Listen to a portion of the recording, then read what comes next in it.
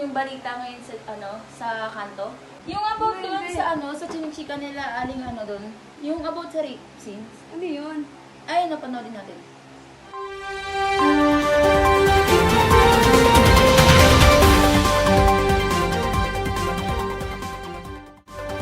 Gandang araw po, ako si Jonas Mendoza at ito ang pinakabagong balita sa araw na ito. May malupit na kontrobersya na umuugma ngayon sa ating komunidad. Ito'y ukol sa isang aligasyon na panggagahasa ni Rafael Castillo. Sa ngayon, ayaw muna magpakita ng pamilya sa harap ng kamera. Sila ay natatakot sa kanilang kapakanan. Ngunit, nangako ang pamilya na makikipagtulungan sa mga otoridad para mabigyan ng katarungan ang nangyari sa insidenteng ito. Ayon kay Lita, hindi tunay na pangalan, umamin ng kanyang kapatid na siya ay nagahasa. Sa ngayon, ang buong pamilya ay naghahanap pa rin ng hustisya para dito.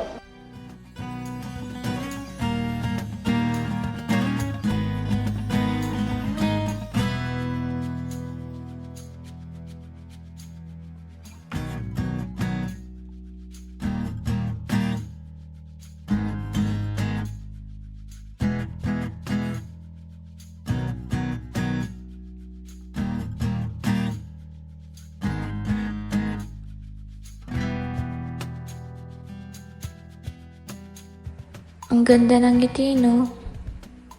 Pero ito, ang storya ko.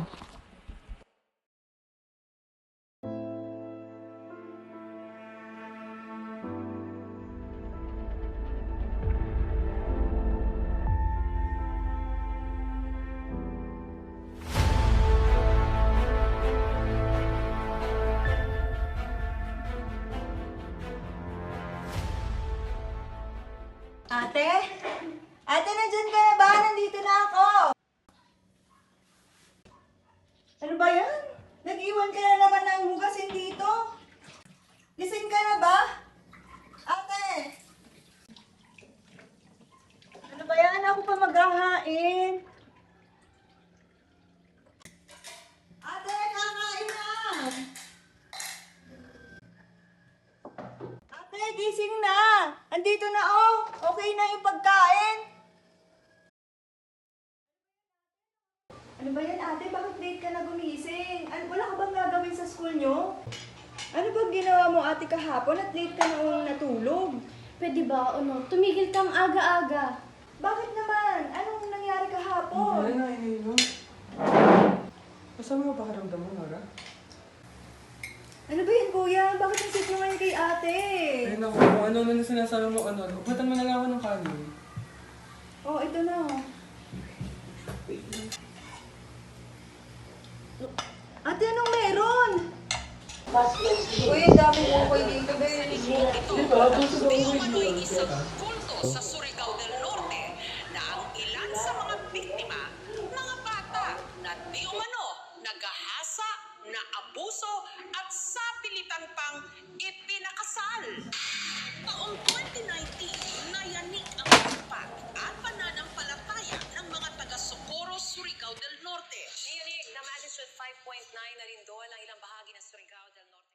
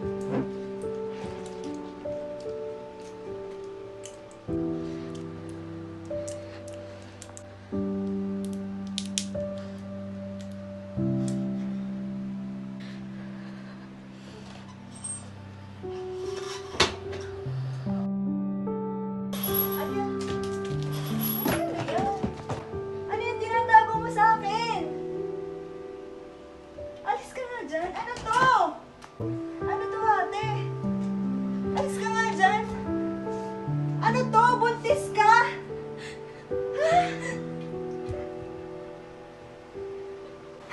Bakit ate? Anong nangyari? Sinong nakabuntis sa'yo? Sinong nakagawa nito sa'yo? Si Kuya! Ayaw mo siya! Nirip niya ako! Ano? Bakit nangyari yun? Kung nung nawala ba ako sa kanya yung ginagawa sa'yo? Ha? Ito, para saan to? Ipapalaglag mo ba yung batang yan? Ha? Wala ka mukhang-mukhang yan! Ano? Anong gagawin mo? Hindi! Hindi mo naiintindihan! Isa tong kasalanan! Hindi ko ito matatanggap!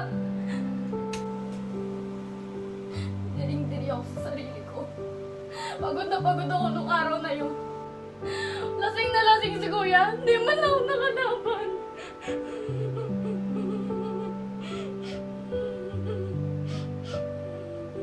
Hey, Nora! Iri pa!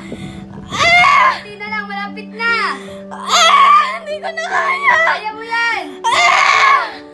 Kailangan mo irito! Ire! Konti pa! Malapit na! Mas na bata!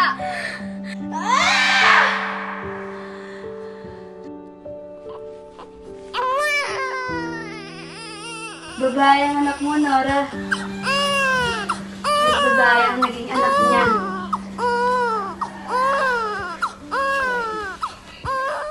Ate, babaeng anak mo. Kamukhang kakamukha-mukha eh.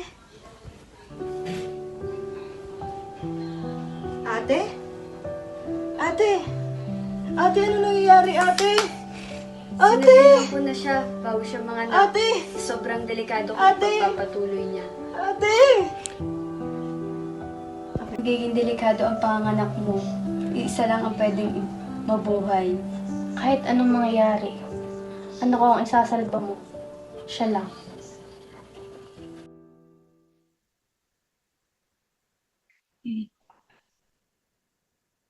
Ano, paano ba to?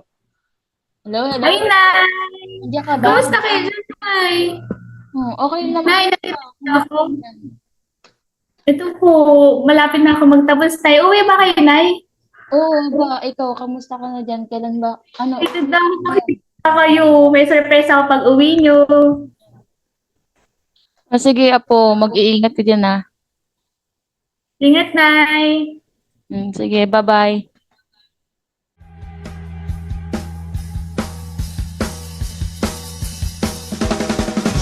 Hanggang sa dulo ng mundo, hanggang maubos ang ako, hanggang dumulong ang luha, hanggang mahulog ang dala. Masdan mo aking mata, di mo ba nakikita? Ako ngayon lumilipad ang nasa langita. Gusto mo ba sumama? Kung ikaw ay magtutuwid ng pagkakamali ng isang tao, dun sa tahimik pribado, walang ibang makakarinig kung hindi kayong dalawa at ang Diyos. Pero kung meron naman ginawang mabuti ang isang tao, iparinig mo ito sa maraming tao. Alam po natin yung karanasan na napapahiya at wala sa atin ang may gustong napapahiya.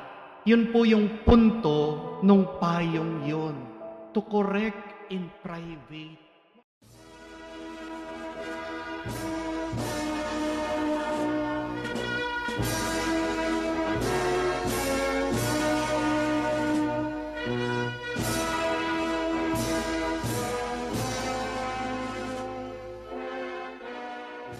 To our guest speaker, Ms. Annalisa Coronda, the esteemed faculty members, our delightful Dean of Nursing Department, Ms. Lavinia Malabuyo, proud parents, guests, and the exceptional batch of 2022 to 2023 College of Nursing. I extend a warm and heartfelt welcome to the 10th commencement exercise. Lumaki ako ng walang magulang. Nabuhay ako ng aking tiyahin na nagsisilbing ina at tatay sa pagkamit ko sa mga pangarap. Bunga ko ng pagkakamali, na naging dahilan bakit naging madalim ang paglalakbay ko sa pangarap na ito. Tama kayo, manapanood niyo na sa balita, telebisyon o maging sa radyo, ang panggagahasa na nakita ko sa mama ko. Sa paglalakbay ko sa pangarap, kinalimutan ko ang mga problema, pagsubok at mga balakid. Naging matibay ako, naging malakas at nilalaban lahat ng takot.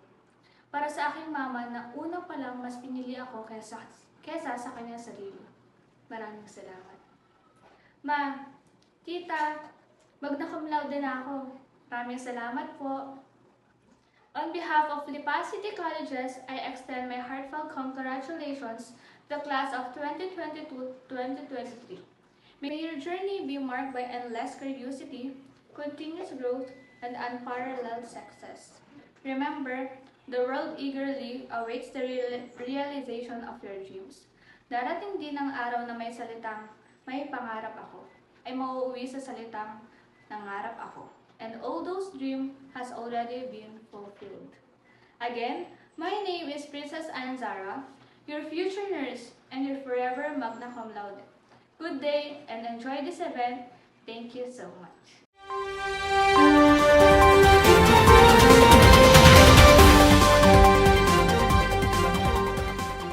Ano namang masasabi niyo sa kaso niyo ngayon? Kausapin niya na abogado ko ba, tita? Ayon sa mga comments sa news, bakit sa kapatid niyo pa daw na gawa ang panggagahasa? Bakit? Ginusto niya rin naman yun eh.